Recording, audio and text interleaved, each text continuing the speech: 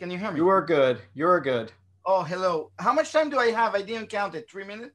We got about 3 minutes for the pitch, and then we'll take questions afterwards. Well, hello. Thank you for having me. It's a pleasure, an honor. For first time, last time I stood outside the club at a meeting about in November. So my name is Tio Chino.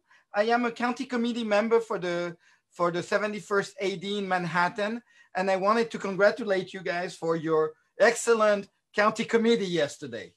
I tried to do the same. It lasted only 2 hours and we were done. So you did very good. 12 hours, it's a record. I'm proud. I am glad to see that change is happening. I am a member of the For Freedom Democratic Club, and I am running for public advocate as a protest candidate. Literally, I ran against Jumani and the cohort of 31 candidates last time, but this time I wasn't pleased with what Jumani has done. And the reason I say that is because I am running on an anti-corruption slate. I am a housing victim. And basically what happened is HPD has a stock of housing that they're supposed to manage and oversight the public-private, the nonprofit entity that manage that stock of housing. And basically they have taken the stock, enriched themselves, and let the tenant fend for themselves with balloon payment in 20 years that will be like in the millions of dollars. For example, my building is $22 million. If you count all the buildings throughout New York, you go into the billion.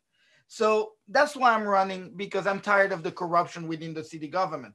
And that was Jumani's job, to be the ombudsman for the city. We went to Jumani, all of us victim of housing, we went to Jumani to ask for help and we didn't get it. So I am running as a protest vote candidate, but if I am elected, I will hire Jumani because I want to have experience on how the existing work and how we can change it so he can become a better mayor in 2024, in 25. So I will hire Jumani and I will be running an anti-corruption slate. To get there and to run, basically I run a website called Rep My Block, not to be confused with New King's Democrat Rep Your Block. It's completely different, but we do about the same thing, get people into county committee. I run another website called Show the Book. Basically, we're with a group of people, we're putting together all the 421, all the J50, all the third party, the Title 11, all the building. Basically, we're doing the work of HPD, NYCHA, and DHS. So as a private citizen, I'm doing that. I shouldn't be doing that. I also run a website, on the website, a little program called Last Shit List. Basically, is where I put all the candidates that are running for office, whether they like corruption or not. If they like corruption or they're silent on corruption, they get on the shit list. If they want to get off the shit list, it's very simple. They have to watch a PBS program where it talks about poverty, how the developer abused the tax credit, etc., and they can understand what exactly is going on in New York with the tax credit. That's the protest, and that's why I'm running. And I would love to answer many more questions, but I think my time is up. Well, thank you. We do have time for you for a few questions, so we'll make that time. Allison, anything coming through the chat? Yes. Hi, I do have a question for you that I just got in the chat, and I'm going to read it exactly how it was sent to me. Please clarify if you are implying that Jumani is corrupt or not fighting it enough. In either case, why would you then want to hire him? Jumani is not corrupt. The thing is, the problem that city government, they forgot to look and oversight the whole housing stock of New York City. Basically, Jumani came up with worked on a report called United for Housing from the Ground Up. Basically, this report is REBNY. Basically, I call it the slumlord report. That's what happened. And the problem with Jumani is he doesn't realize how complicated and how simple the solutions are. But we need to work together. That's why I want to hire Jumani. He has experience on how it works. So, but the thing is, he doesn't let us, the victim, come to him and tell him where he needs to go. And every time, it sounds harsh, but all of us, we're counting 10,000 victims like me. It seems almost like raped. We're being raped out of our equity. And suddenly we become, we don't know how to go anymore. One of us, Carmen Quiñones, went all the way to the president of the United States. And what did they do? They used her video for the RNC convention. How can they build trust? How can we have trust in our public official? So the thing is, it's not just Jumani, it's the mayor, the city councilman. Everybody doesn't understand how HPD work inside. And the civil servants that are in charge of HPD have been indicted. 7 of them have been indicted for using the public stock for private use. And sorry for all those phones. But anyway, that's Jumani. That's why I want Jumani. I want to work with Jumani to fix the problem in New York City. That's the story. Sorry, Fold. Okay. Well, thank you. I think that's what Allison is telling me. That's the questions that we have for now. So thank you for speaking. And next up, we are. I do want to raise this, that I do want to point out that somebody has raised this in the that. Okay, let me just read this. That it seems that you're equating rape to a monetary crime, which is not acceptable. I don't. The thing is, the definition in Webster of rape has 3 definitions. One is sexual, but the second and the third is about being dispossessed of your equity. And so the thing is, the behavior we have talked to people who have been sexually attacked, and the similarity between our behavior and theirs is very similar. Okay, Theo, so, I'm going to have to. There's no really an apology. The city should apologize to us. To do that. Theo, are you kidding, Theo? I'm sorry. You cannot use the word rape to equate it to anything else, and then claim that you didn't know. That is disgusting, and you should. Nobody in this club should vote for you. I'm sorry. That is the most upsetting thing I've heard from a candidate, and it is disgusting. And I don't think you should come back to this club again. That's unacceptable. Well, I will not come to the club. And if thank you. I'm going to how we feel the victim. We'll see during the campaign, because we will be talking about how we have been taken. Okay, I'm going to now be muting.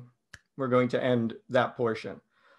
Okay, next up, speaking for the public advocate candidacy is Jumani Williams. Jumani. Peace and blessings, everyone. I feel like I should just be quiet and just let the vote take place whenever it's going to take place. That was a little harsh. I know Theo.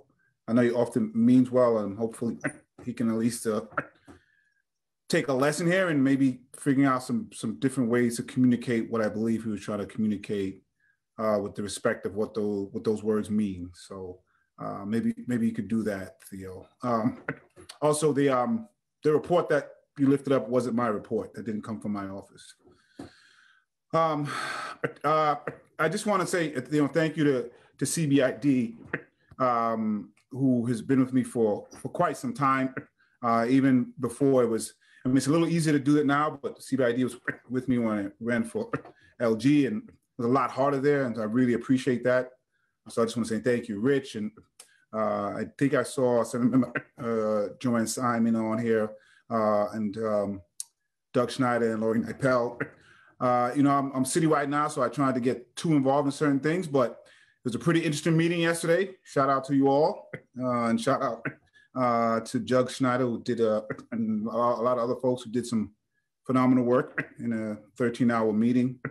I believe I saw Assembly Member Jim Brennan I want to give him a very special shout out. He is the very first endorsement I ever received running 10 years ago.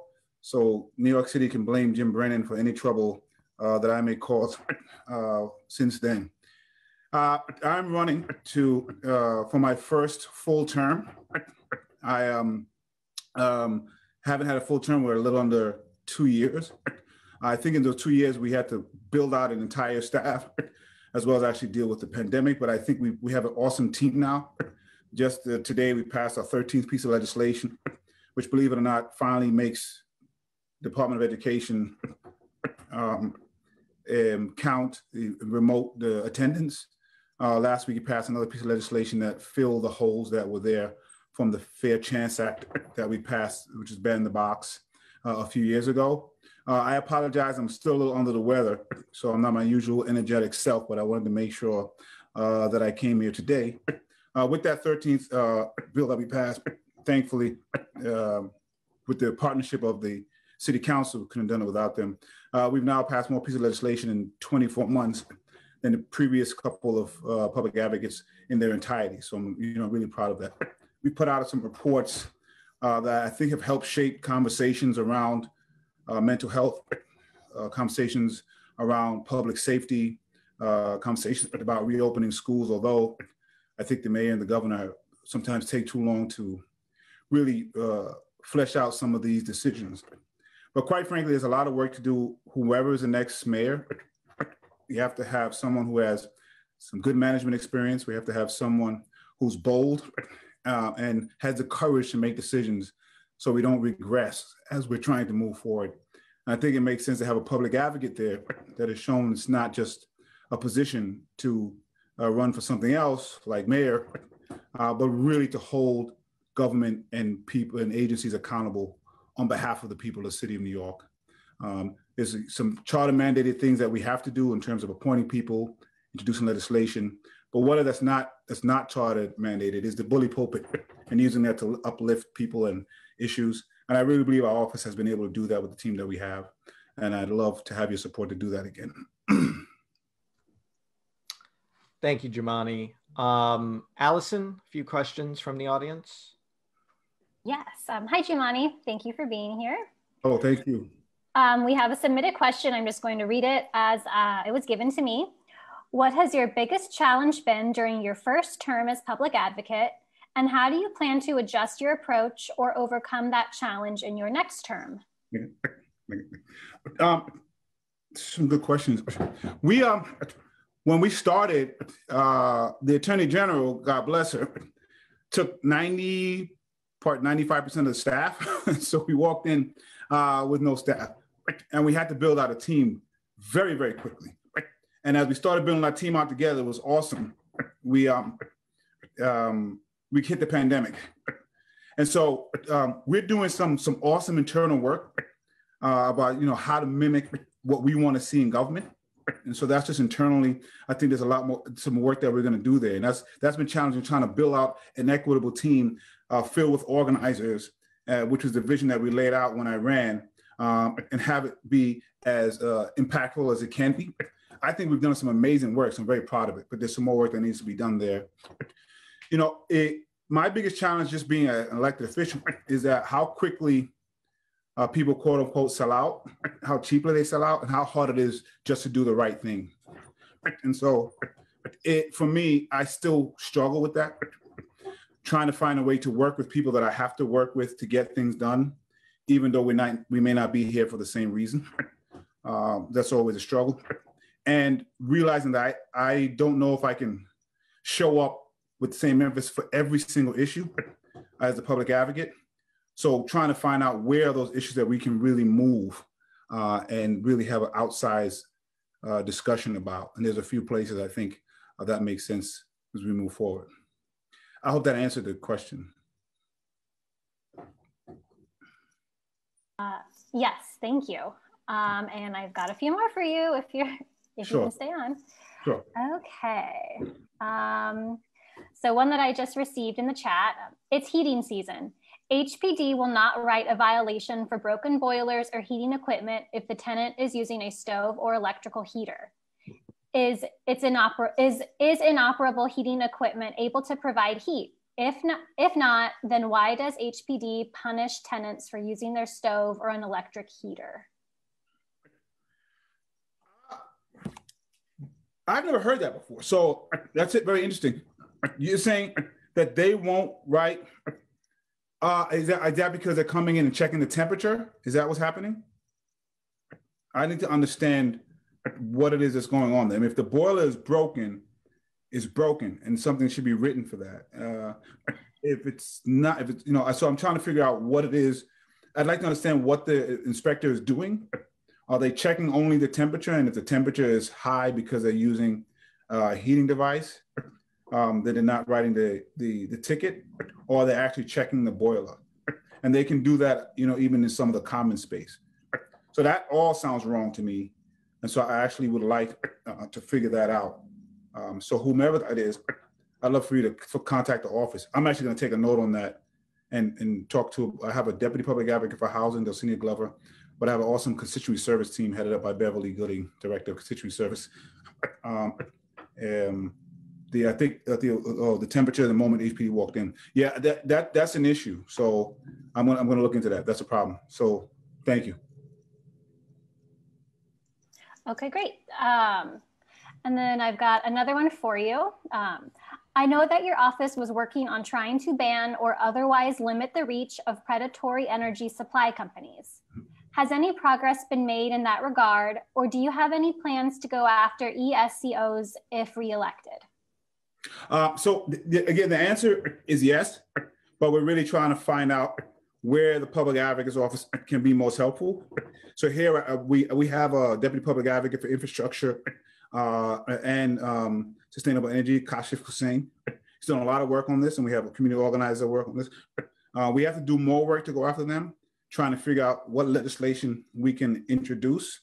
But also, we work a lot with advocates, so we work a lot with community and trying to get community to help push that. So it's not all those issues are as easily to figure out. And so we want to work with them to figure out the best ways that we can push forward. All right, thank you. That puts us at our time. Jumani, thank you for coming by. Thanks for taking questions. And that concludes the candidates we have for public advocate. I want to recognize that there are two other people who are running for public advocate. Again, these people were actually able to make contact with or find emails that we thought they had used. Gwen Goodwin is one of them. We did not get a response from her. And Anthony Herbert was another one. We did not receive a response from him, so we do not have either a questionnaire from them, nor do we have any answer from them. So, but their names will be on the OPA vote from us because they are running for the office. I just want to thank you so much. Peace and blessings to everyone. I don't know if I saw Samuel McCarroll here, but I want to make sure we just shout out as well. All right. Thank you. Dan Campanelli is here, and that's kind of like having Bobby here. Okay, cool. I hope Dan doesn't mind me saying that.